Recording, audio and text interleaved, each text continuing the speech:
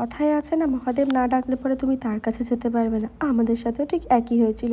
Hello everyone, অনেকদিন পর আমি একটা ভয়েস ওভার ভিডিও দিতে আসলাম।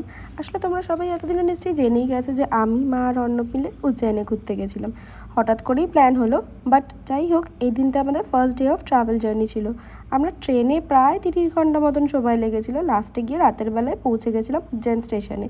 উজ্জয়ন স্টেশন থেকে আমরা একটা অটো নিয়েছিলাম, যেটা আমাদের হোমস্টেতে অবধি নিয়ে যাবে। পরের দিন সকালবেলায় তো তিনজনেই রেডি হয়ে গেছিলাম অনেক ভোরবেলায়, যাতে ভিড়টা একটু কম পাওয়া যায়। বাট যাই হোক, ফার্স্টেই নাকি বলে যে কালভৈরব দর্শন সবার আগে করতে হয়, মহাকাল মন্দিরে দর্শন করার আগে। তা ফার্স্টে সেইভাবেই আমরা কালভৈরব মন্দিরেই চলে গেছিলাম।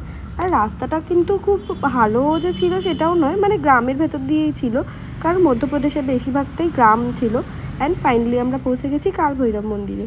কালভৈরব মন্দিরে পুজো দিতে আমাদের ওই আধা ঘন্টা 40 মিনিট মতন লেগেছিলো। বাট যাই হোক, ভেতরে প্রচুর ভিড় ছিল, কারণ অবভিয়াসলি ডিসেম্বরের টাইমে আমরা গেছিলাম, তো লোকজন ভর্তিই প্রায় ছিল অনেকটাই। তারপর ওখান থেকে তো আমরা মহাকাল মন্দিরের ভেতরে নিয়ে গেছিলাম। অ্যান্ড ভেতরে না ভিডিওস করা সেরকম অ্যালাউড না, বাট যাই হোক, আমরা খুব কম টাইমেই জেনারেল লাইনের টিকিট কেটে ভালো করে দর্শন পেয়েছি। তোমাদের সাথে দেখা হচ্ছে পরের ব্লগে। টাটা।